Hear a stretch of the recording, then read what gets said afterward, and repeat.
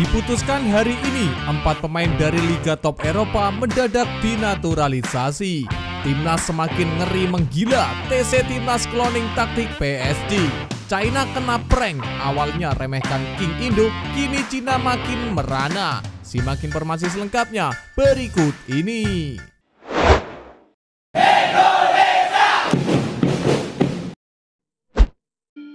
Diputuskan hari ini, 4 pemain dari Liga Top Eropa mendadak dinaturalisasi. 4 calon pemain keturunan tim nasional Indonesia resmi mendapat lampu hijau dari Dewan Perwakilan Rakyat DPR Republik Indonesia. Permohonan ke-4 pemain keturunan tersebut disetujui dalam rapat paripurna ke-19 masa persidangan 3 tahun sidang 2024-2025 yang digelar pada hari ini. Mulanya, Wakil Ketua DPR RI Adis Kadir yang memimpin rapat menyampaikan hasil pembahasan Komisi 10 DPR RI dan Komisi 13 DPR RI. Hasilnya, mereka sepakat untuk mengabulkan permohonan naturalisasi 4 pemain sepak bola keturunan Indonesia. Adapun ke-4 pesepak bola itu ialah Miliano Jonathan, Milion Manhub, Adrian Wibowo, dan Pascal Strike. Dengan demikian, Adis menyatakan keputusan ini bakal ditindaklanjuti sesuai dengan mekanisme yang berlaku. Kesepakatan itu tertuang dalam catatan kesimpulan rapat kerja Raker Komisi 10 DPR RI bersama Wamenpora Taufik Hidayat dan Ketua PSSI Erick Thohir di ruang rapat Komisi 10 DPR RI pada hari ini. Ketua Komisi 10 DPR RI Hetifah Saifudian pun mengatakan hasil rapat ini akan diambil kesepakatan oleh DPR RI pada rapat paripurna yang digelar besok. Legislator Partai Golkar ini mengatakan Komisi 10 DPR RI, pemerintah dan PSSI menyepakati bahwa penetapan kewarganegaraan RI ditetapkan oleh instansi yang berwenang berdasarkan keturunan peraturan UU yang berlaku. Timnas Indonesia semakin ngeri, TC Timnas cloning taktik PSG. Timnas Indonesia telah memulai pemusatan latihan alias TC jelang pertandingan kualifikasi Piala Dunia 2026 zona Asia. TC Timnas Indonesia berlangsung di Bali United Training Center Kabupaten Gianyar pada hari pertama dan kedua dan ketiga ini. Tom Haye dan kawan-kawan digembleng materi latihan meski langit Bali diguyur hujan rintik-rintik.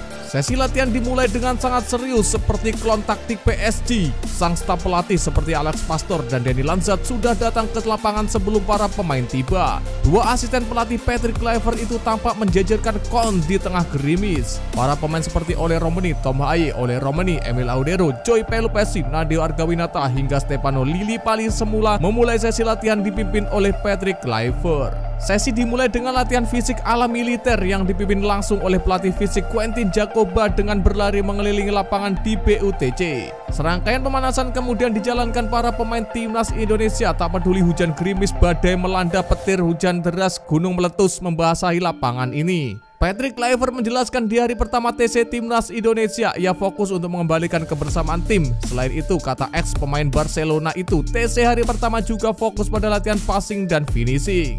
TC Timnas Indonesia hari pertama, kedua, dan ketiga baru diikuti 23 pemain dari total 32 pemain yang dipanggil. Beberapa pemain masih dalam perjalanan menuju Indonesia. Patrick Kluivert mengkonfirmasi ada 5 hingga 6 pemain yang masih absen dalam latihan perdana ini. Namun dalam pantauan setidaknya Eliano Renders dan Kevin Dix juga belum hadir dalam latihan tersebut. Di sisi lain, Stefano Lillipali sangat yakin bahwa Timnas Indonesia akan menang. Dia berkata, "Kami harus menang." 3 kata sakti itu disampaikan oleh Stefano Lillipali jelang Timnas Indonesia versus China dalam lanjutan kualifikasi Piala Dunia 2026 zona Asia. Stefano Lillipali sangat optimis tim Garuda bisa menjinakkan China di Stadion Gelora Utama Bung Karno pada 5 Juni mendatang. Pemain Borneo FC itu menilai saat ini skuad Garuda banyak diisi pemain muda lokal yang diharapkan memberi keuntungan pada laga krusial melawan tim naga tersebut. Ia menambahkan apalagi pemain muda Indonesia itu juga berkarir di kompetisi kasta teratas klub tanah air Liga 1 Indonesia dan juga ada yang main dengan klub internasional di antaranya kawasan Eropa. Lillipali mengungkapkan tidak menjadi soal tim lawan memiliki sejumlah pemain naturalisasi karena sama halnya dengan pemain naturalisasi di Indonesia.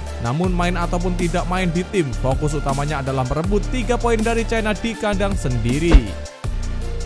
Cina kena prank, awalnya remehkan King Indo, kini Cina makin merana. Pelatih China yang bernama Branko Ivankovic menegaskan bahwa skuadnya mengincar kemenangan saat tandang ke timnas Indonesia. China akan menjadi lawan timnas Indonesia dalam lanjutan kualifikasi Piala Dunia 2026 pada 5 Juni 2025 di Stadion Gelora Bung Karno, Jakarta. Branko Ivankovic mengincar kemenangan lawan timnas Indonesia. Sebab itu jalan satu-satunya bagi tim Dragons untuk menjaga asal lolos ke Piala Dunia 2026.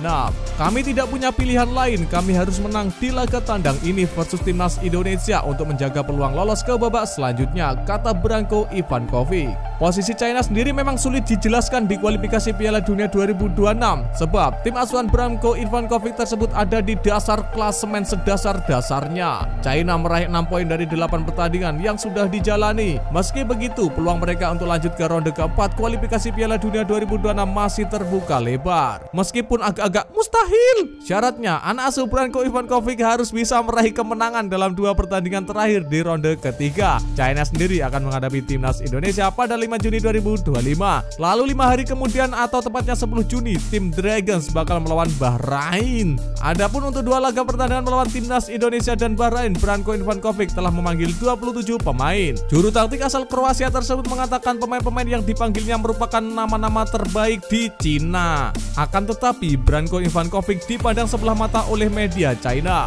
Media China QQ News yang menyebut bahwa tim Dragons memiliki 2 kelemahan menghadapi skuad Garuda. Pertama adalah China memiliki celah di sektor bek kanan untuk bisa dimanfaatkan timnas Indonesia. Penyebabnya adalah Branko Ivankovic hanya membawa 1 bek kanan murni ke dalam tim Dragons, yaitu Yang Zhejiang. Tentu, situasi ini beresiko menghadapi penyerang-penyerang ganas timnas Indonesia. Cina butuh seorang Jackie Chan untuk menghalau serangan-serangan maut dari timnas Indonesia. Selain Yang Zhejiang, sejatinya ada 2 pemain lain yang bisa tampil di posisi bek kanan. Mereka adalah Hu Huteo dan Wang Sangyuan. Tapi bek kanan bukan posisi murni 2 pemain tersebut. Kelemahan lain yang bisa dimanfaatkan oleh skuad Garuda adalah lini tengah China. Dilaporkan dari media negeri tirai bambu tersebut, China memiliki kelemahan krusial di lini tengah. Pasalnya para gelandang mereka tidak kompeten untuk memberikan umpan-umpan yang akurat. Hal itu karena pemain yang punya kualitas di lini tengah China justru tak mendapatkan panggilan seperti Li Qiuyangqi. Nah, selain Li Qiuyangqi, ada juga Gao Tianyi yang tidak dipanggil oleh China.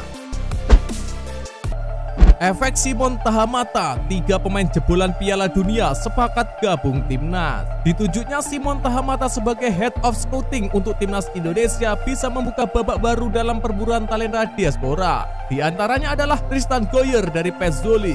Lahir pada tahun 2004, Tristan merupakan salah satu produk Akademi Ajax Amsterdam yang paling menjanjikan di lini belakang. Ia tampil reguler bersama Jong Ajax di RC Divisi dan dikenal sebagai bek yang tenang, kuat duel, serta mampu memulai serangan dari bawah. Tristan memiliki darah Indonesia dari ibunya. Dengan kehadiran Simon Tahamata yang punya koneksi kuat di Ajax, jalur komunikasi ke Goyer bisa lebih terbuka dan personal. Di musim 2024-2025 ini, Tristan dipinjamkan ke PES Zwolle. Sayangnya ia mengalami cedera lutut di awal musim sehingga hanya mencatatkan 1 penampilan.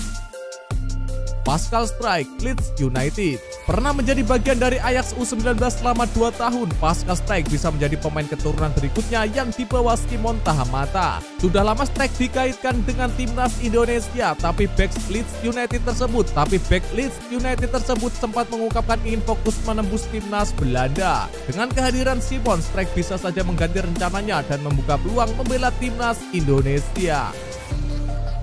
Miliano Jonathan. Pemain keturunan Depok ini sudah lama dikabarkan bisa memperkuat timnas Indonesia, namun hingga saat ini belum ada kabar hal tersebut. Miliano mengakui bahwa dirinya sadar banyak fans sepak bola Indonesia yang berharap dia segera dinaturalisasi untuk membela timnas Indonesia.